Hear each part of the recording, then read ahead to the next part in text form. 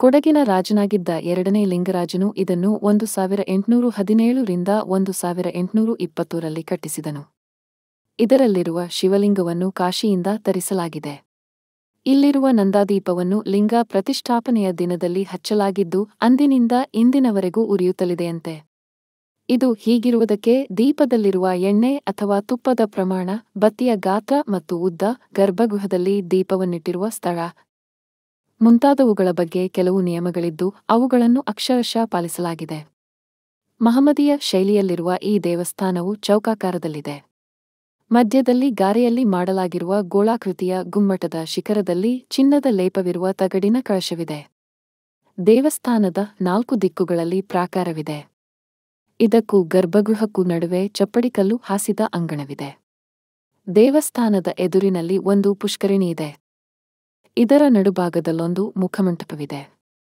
ಇದನ್ನು ಸೇರಲು ದೇವಸ್ಥಾನದ ಮುಂಭಾಗದಿಂದ ಒಂದು ಕಿರಿದಾದ ಸೇತುಬಂಧವಿದೆ. ಪುಷ್ಕರಿಣಿಯ ಸುತ್ತಲೂ ಕಲ್ಲು ಹಾಸಿದ ಪ್ರಾಂಗಣವಿದೆ. ಈ ದೇವಸ್ಥಾನದ ನಿರ್ಮಾಣದ ಹಿಂದೆ ಒಂದು ಕಥೆಯಿದೆ.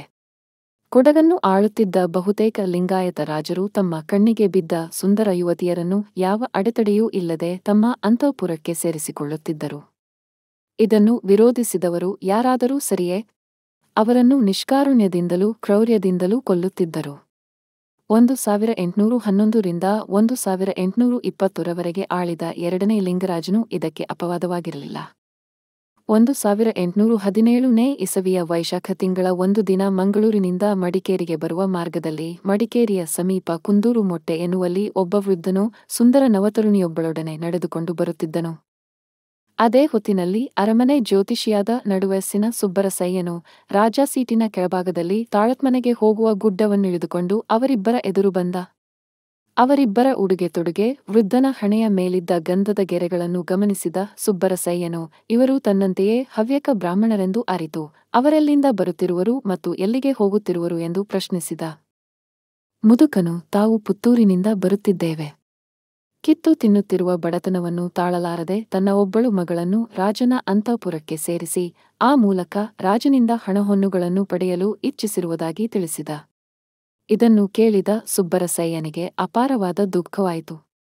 ಅವರಿಬ್ಬರನ್ನೂ ತನ್ನ ಮನೆಗೆ ಕರೆದೊಯ್ದು ಊಟೋಪಚಾರಗಳನ್ನು ಮಾಡಿಸಿ ತಿಳಿಹೇಳಿ ರಾಜನ ಕಾಮಪಿಪಾಸೆಗೆ ಹಣದಾಸೆಯಿಂದ ತನ್ನ ಮಗಳನ್ನು ಬಲಿಕೊಡದಿರಲು ಬುದ್ಧಿ ಹೇಳಿ ಸ್ವಲ್ಪ ಹಣವನ್ನು ಕೊಟ್ಟು ಅವರಿಬ್ಬರನ್ನೂ ಹಿಂದಕ್ಕೆ ಕಳುಹಿಸಿಬಿಟ್ಟನು.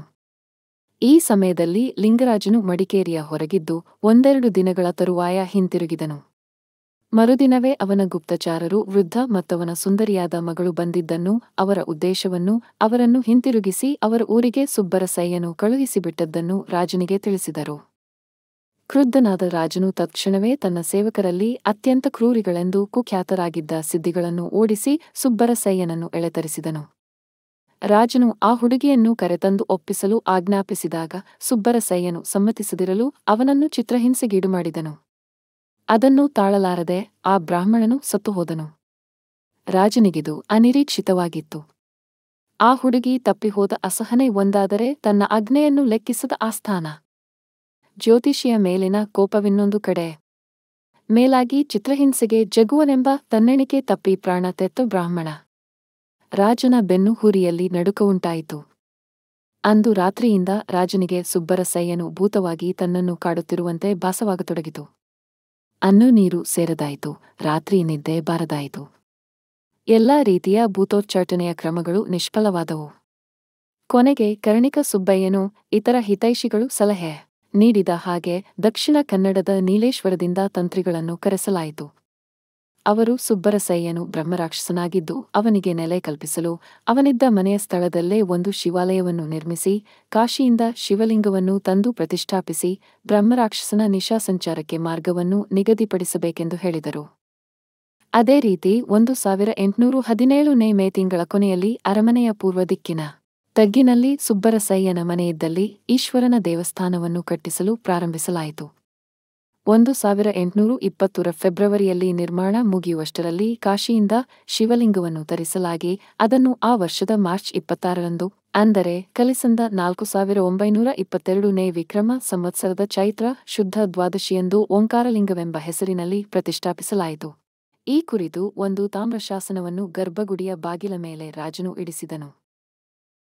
ನಮ್ಮ ಚಾನಲನ್ನು ಸಬ್ಸ್ಕ್ರೈಬ್ ಮಾಡದಿದ್ದರೆ ಈ ಕೂಡಲೇ ಮಾಡಿ.